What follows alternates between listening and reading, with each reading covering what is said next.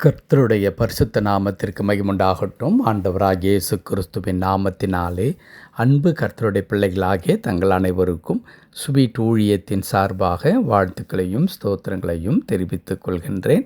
சங்கீதங்களின் புத்தகம் 145 சங்கீதம் 14வது வசனம். சங்கீதம் 145 வசனம் 14.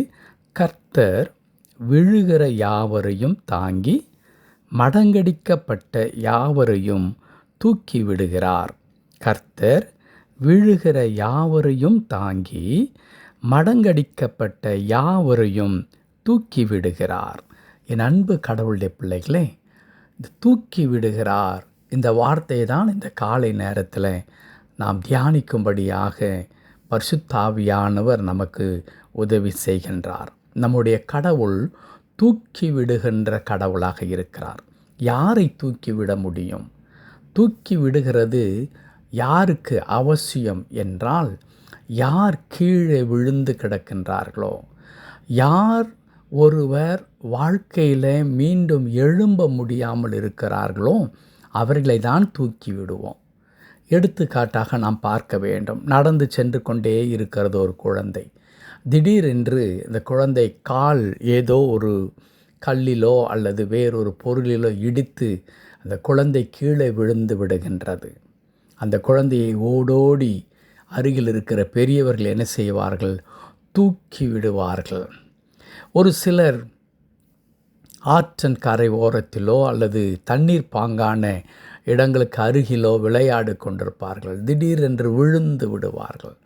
தண்ணீரிலே இருந்து தூக்கி விடுவார்கள். அன்பு கடவுளுடைய பிள்ளைகளே, இப்படி தூக்கி விடுதல் என்பது ஒரு மனிதனை காப்பாற்றுகிற ஒரு செயலாகவும், அந்த ஆபத்திலிருந்து விடுவிக்கின்ற ஒரு நிலையாகவும், திரும்பவும் அந்த மனிதனுக்கு ஒரு புதிய ஆரம்பத்தை, புதிய துவக்கத்தை கொடுக்கின்ற ஒரு நிலையாகவும் இருக்கிறதை நாம் பார்க்க முடியும்.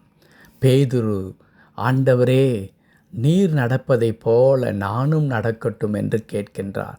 வா என்று ஆண்டவர் அழைக்கின்றார். ஆனால் திடீரென்று ஒரு காலகட்டத்தில் பேதுரு மூழ்குகின்றார். அப்படி மூழ்கும் பொழுது பேதுரு சொல்லுகின்றார், ஆண்டவரே, என்னை ரட்சியும் என்று சொல்லி. உடனே பேதுருவின் கையை பிடித்து இயேசு தூக்கிவிட்டார் என்று சொல்லி நாம் பார்க்கின்றோம். ஆம், அன்பு கடவுளுடைய பிள்ளைகளே, அதை தான் இப்பொழுது கூட நாம் வாசித்தோம்.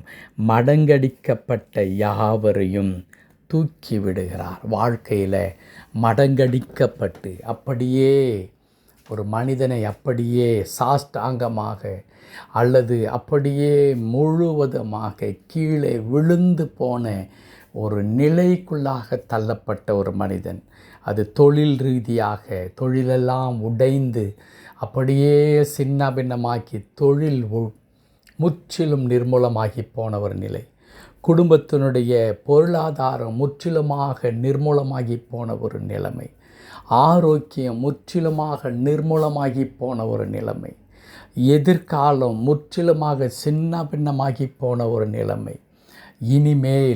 இனிமேல் நான் என்ன செய்ய முடியும் என்று சொல்லி தத்தளித்து கொண்டிருக்கிற ஒரு நிலைமையில் ஆண்டவருடைய வார்த்தை சொல்லுகிறது, மடங்கடிக்கப்பட்ட யாவரையும் அவர் தூக்கி விடுகின்றார்.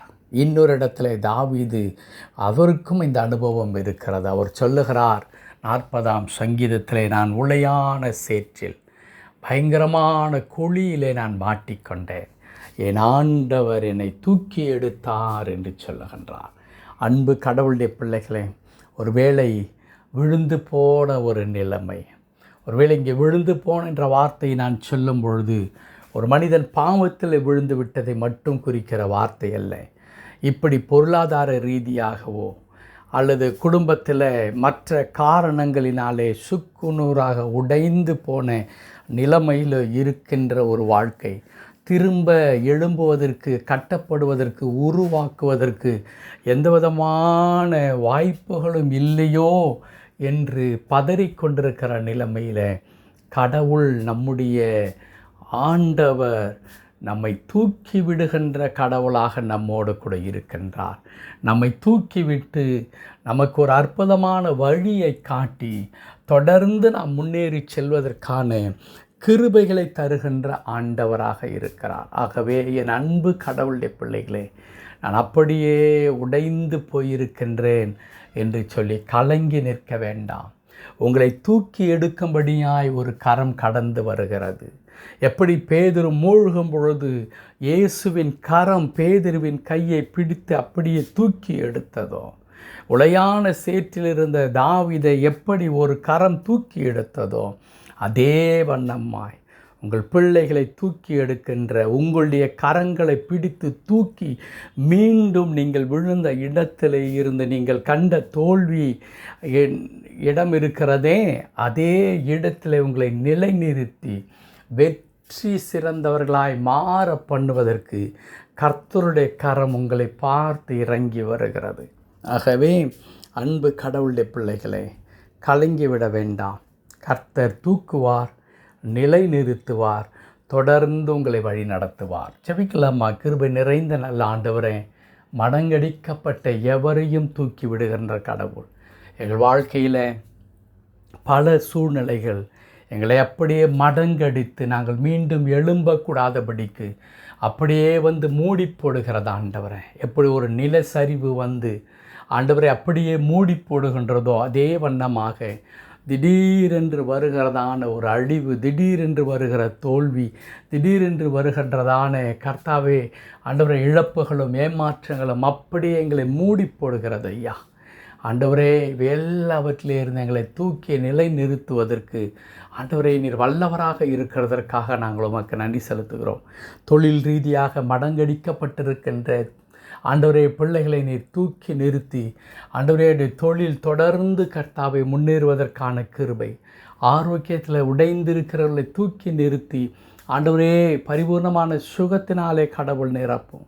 இன்னும் கர்த்தாவே குடும்பத்தில் கணவனுக்கும் மனைவிக்கும் இடையில் ஆண்டவரே சின்ன பின்னமாக்கப்பட்ட ஒரு நிலைமையில் இருக்கின்ற அந்த குடும்பத்தை நீ தூக்கி எடுத்து மகிழ்ச்சியினால் இடை கட்டி அந்த குடும்பத்தை தொடர்ந்து நீ நடத்தும்படியாக நாங்கள் உம்முடைய சமூகத்தில் கெஞ்சி நிற்கிற கர்த்தாவே.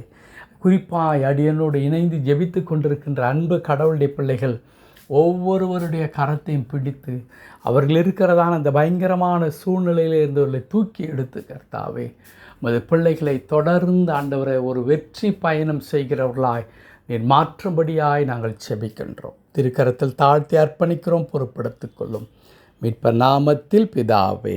ஆமென், ஆமென்.